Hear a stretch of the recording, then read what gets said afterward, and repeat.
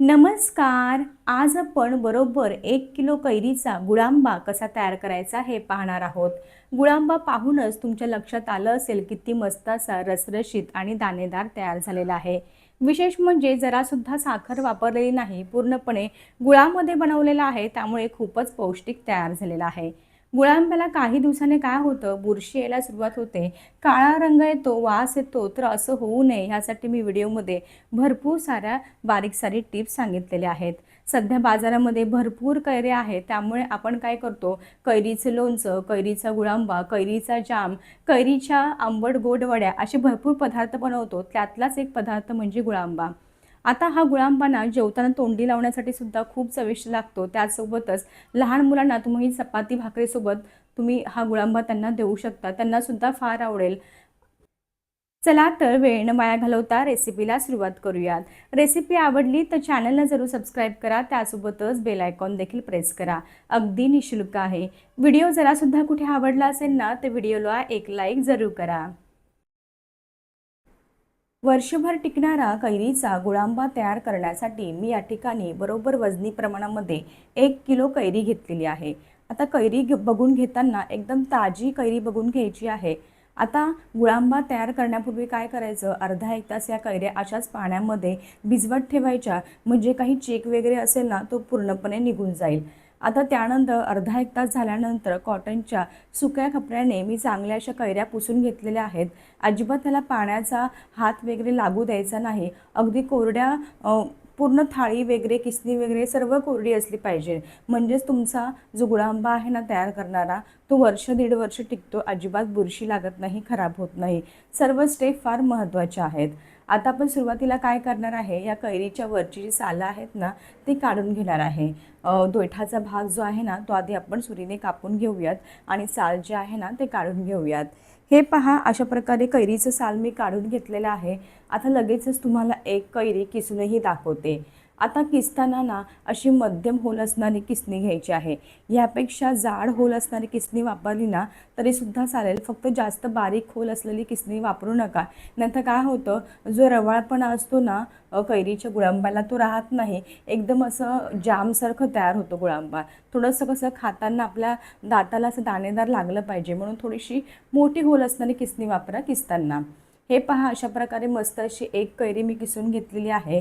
चला तर ह्याच पद्धतीने उरलेल्या सर्व कैऱ्यांची सालं काढून घेऊयात आणि मध्यम होल असणाऱ्या किसणीने किसून घेऊयात. अशा प्रकारे संपूर्ण 1 किलो कैऱ्या मी किसून घेतलेल्या आहेत. हे पहा, परफेक्ट. आता ना दुसरी स्टेपसुद्धा महत्त्वाची आहे. कैरीचा गुळांबा तयार केल्यानंतर काही दिवसातच, म्हणजे 2-3 महिन्यातच त्याला बुरशी लागते. काहीजण मग फ्रीजमध्ये ठेवतात. त्यामुळे तर असं होऊ नये त्यासाठी काय करावं, कधी पण ना कैरीचा किस किसून घेतला की लगेचच त्यामधलं जेवढं शक्य होईल ना तेवढं पाणी दोन्ही हातांच्या मदतीने पिळून काढायचं आहे. जेवढं शक्य होईल तेवढं पाणी पिळून काढा. म्हणजे कसं, कैरीचा गुळांबा जो आहे ना तो वर्ष दीड वर्ष टिकतो. अजिबात त्याला बुरशी वगैरे लागत नाही. आणि दुसरं म्हणजे जास्त शिजवायला सुद्धा वेळ लागत नाही, पटकन शिजतो. त्यामुळे त्यामधलं जेवढं शक्य होईल तेवढं पाणी काढणं फार गरजेचं आहे. ही सुद्धा स्टेप महत्त्वाची आहे, लक्षात ठेवा. आता हा गुळांबा तयार करताना तुम्ही कोणत्याही कैऱ्या घेऊ शकता. थोड्याशा आंबट गोड कोणत्याही. गावठी कैऱ्या वापरू शकता, तोतापुरी कैरी वापरू शकता. जी अवेलेबल असेल ना ती कैरी तुम्ही वापरू शकता. फक्त ना एकदा कैरी चाखून बघायची, म्हणजे किती आंबट किती गोड आहे ती. त्यानुसार तुम्हाला थोडंसं गूळ किंवा साखर कमी जास्त इकडे तिकडे घालता येतं. या प्रकारे तयार करून घेतलेल्या सर्व किसामधलं मी पाणी पिळून घेतलेलं आहे. आता एका वाटीने मी हा किस मोजून बघितला, बरोबर 2 वाट्या भरलेला आहे. जेवढा किस भरेल ना तेवढाच आपल्याला गूळ घालायचा आहे. तुम्ही थोडाफार इकडे तिकडे कमी जास्त करू शकता. आता आपण लगेचच गुळांबा तयार करायला सुरुवात करणार आहोत. गॅसवरती एक मोठी कढई ठेवलेली आहे. कढईमध्ये साधारणतः 1 ते 1.5 चमचा आपल्याला तूप घालायचं आहे. तूप चांगलं गरम झालं की लगेचच काही 1-2 दालचिनीचे तुकडे घेतलेले आहेत ते घालायचे आहेत. दालचिनीचे तुकडेसुद्धा चांगले असे तुपामध्ये फ्राय करून घ्यायचे आहेत. दालचिनीचे तुकडे थोडेसे घातले ना की काय होतं, एकदम छान असा गुळांब्याला स्वाद येतो. जर तुमच्याकडे ना लवंग असतील ना तर लवंगसुद्धा 1-2 ह्यावेळेस तुम्ही घालू शकता तुमच्या आवडीनुसार. पण मी लवंग घातलेले नव्हते. आता दालचिनी थोडीशी फ्राय करून झाली की लगेचच आपण जो 2 वाट्या कैरीचा किस किसून घेतलेला आहे ना, तो सुद्धा घालायचा आहे आणि अगदी मंद आचेवरती साधारणतः एक 2 मिनिटं चांगलं असं तुपामध्ये फ्राय करून घ्यायचं आहे. म्हणजे कसं तुपामध्ये थोडासा किस फ्राय करून घेतला की त्याला वाससुद्धा छान येतो आणि टिकायलासुद्धा जास्त वेळ मदत होते. हे पहा, अशा प्रकारे अगदी कमी ते मध्यम आचेवरती 2 मिनिटं सर्व किस मी चांगला असं तुपामध्ये फ्राय करून घेतला आहे. आता मी सुरुवातीलाच तुम्हाला सांगितलं, ज्या वाटीने मी कैरीचा किस मोजून घेतला अगदी त्याच वाटीने गूळसुद्धा घ्यायचा आहे. 2 वाट्या किस भरला होता म्हणून मी 2 वाटी गूळ घेतले आहे. कारण ना माझी कैरी थोडीशी आंबट आहे. जर तुमच्या कैऱ्या थोड्याशा गोड असतील ना, तर तुम्ही या ठिकाणी 1.25 वाटी किंवा 1.5 वाटीसुद्धा गूळ वापरू शकता. किंवा तुम्हाला पूर्ण गूळ वापरायचं नसेल तर 1 वाटी गूळ आणि 1 वाटी साखरसुद्धा वापरू शकता. किंवा गूळ जरासुद्धा वापरायचं नसेल तर 2 वाट्या साखर वापरू शकता. पण कधी पण ना गूळ घालून केलेला पदार्थ पौष्टिकसुद्धा असतो आणि चवीला देखील खरंच खूप छान लागतो. हे पहा, अशा प्रकारे 2 वाट्या गूळ घालून घेतलेला आहे. व्यवस्थित कैरीच्या किसामध्ये मिक्स करून घ्यायचं आहे. मी व्हिडिओमध्ये दाखवते त्याप्रमाणे. आता गॅसची फ्लेम मध्यम ठेवायची आहे. मध्यम आचेवरती हा घातलेला संपूर्ण गूळ चांगला असा वितळून घ्यायचा आहे. मी सुरीच्या मदतीने गूळ चांगला असा बारीक बारीक कापून घेतलेला आहे. म्हणजे कसं पटकन वितळायला मदत होते. जसं जसं गूळ वितळत जाईल ना, तसं तसं हे जे मिश्रण आहे ना, ते जास्तीचं पातळ होत जातं आणि हे पातळ झालेलं मिश्रण पूर्णपणे आटेपर्यंत म्हणजे एक तार येईपर्यंत आपल्याला हे मिश्रण आटवायचं आहे. आपण कैरीच्या किसामधलं एक्स्ट्राचं जे पाणी आहे ते पिळून घेतलेलं आहे. त्यामुळे आपला हा गुळांबा तयार होण्यासाठी जास्तीत जास्त फक्त एक 10 ते 12 मिनटं लागणार आहे. अजून जास्तीचा वेळ लागणार नाही. जर तुम्ही त्यामधलं पाणी पिळून घेतलं नसेल ना, तर तुम्हाला या ठिकाणी आणखी 10 मिनटं हे पाणी आटवायला वेळ लागतो. म्हणून मी कधी पण तुम्हाला सांगितलं, आपण जो किस तयार करतो ना, त्याचं पाणी पिळून घेणं फार आवश्यक आहे. गॅससुद्धा जास्त लागत नाही, त्यासोबतच बुरशीसुद्धा येत नाही. हे पहा, अशा प्रकारे घातलेला संपूर्ण गूळ व्यवस्थित असा मिक्स करून घ्यायचा आहे आणि पूर्णपणे वितळून द्यायचा आहे. या ठिकाणी गॅसची फ्लेम मध्यम ते मोठी ठेवायची आहे आणि पटकन गूळ वितळून घ्यायचा आहे. लक्षात ठेवा, जास्तीची सुद्धा मोठी जर फ्लेम केली ना, तर लक्ष ठेवायचं आहे, सतत हलवत राहायचं आहे, नाहीतर बुडाला लागू शकतं. हे पहा, अशा प्रकारे घातलेला संपूर्ण 2 वाट्या गूळ पूर्णपणे वितळलेला आहे. साधारणतः 4 ते 5 मिनिटातच मध्यम आचेवरती हा गूळ पूर्णपणे वितळलेला आहे.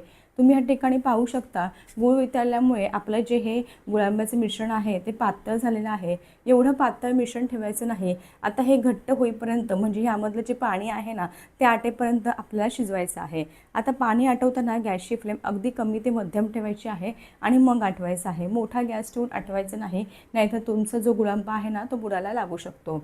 आणि एकदमच घट्ट नाही करायचं. एकदमच जर घट्ट केलं ना, म्हणजे एकदम कडक, तर काय होतं, काही वेळाने म्हणजे गुळांबा पूर्णपणे थंड झाला ना, की खूपच कडक होतो, अजिबात रसरशीत राहत नाही.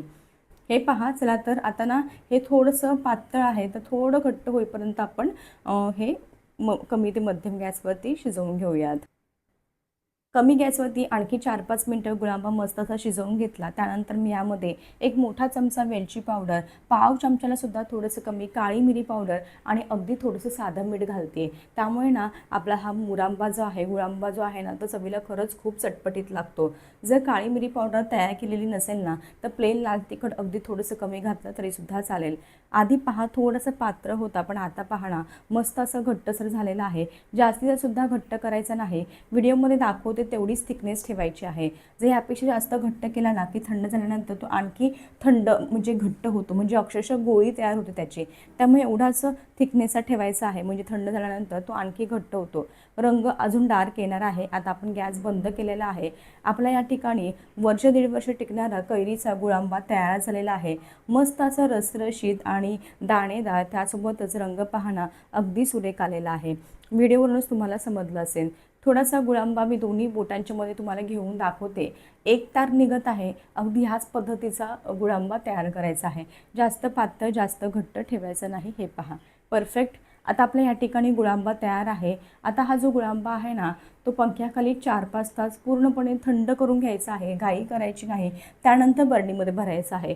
गरम गरम असताना बरणीमध्ये भरला, थंड होऊ दिला नाही तरीसुद्धा बुरशी लागणार आहे, लक्षात ठेवा.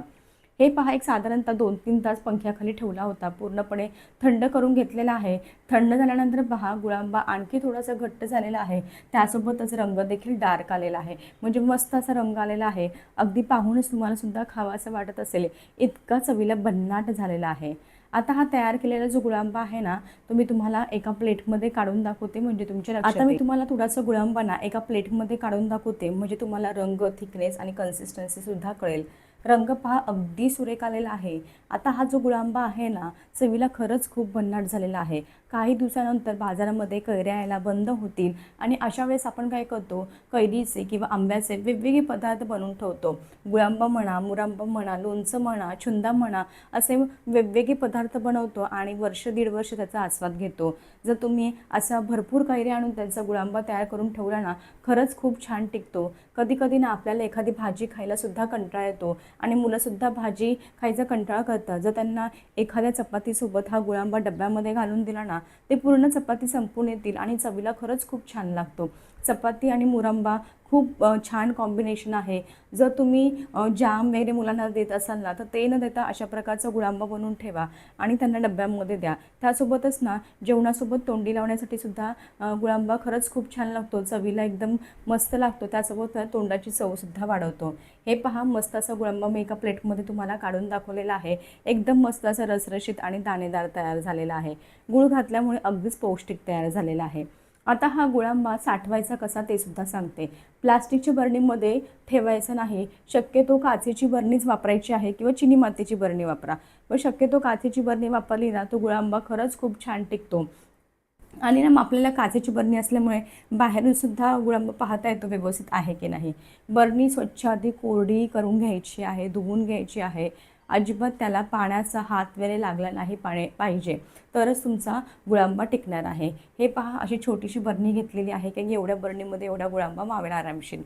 बरणी मस्त अशी कोरडी पुसून घेतलेली आहे. आता बरणीमध्ये सुद्धा गुळांबा भरून ठेवते. चांगला असा दाबून भरून ठेवायचा आहे. बरणीमध्ये छान असा 1.5 वर्ष टिकतो, अजिबात खराब वगैरे होत नाही.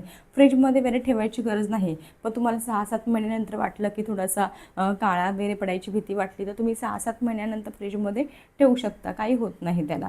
फक्त जेव्हा खायचं असेल ना, तेव्हा 1-2 तास आधी बाहेर काढून ठेवा. रेसिपी आवडली असेल तर जरूर करून पहा. तोपर्यंत मस्त खा आणि हेल्दी राहा.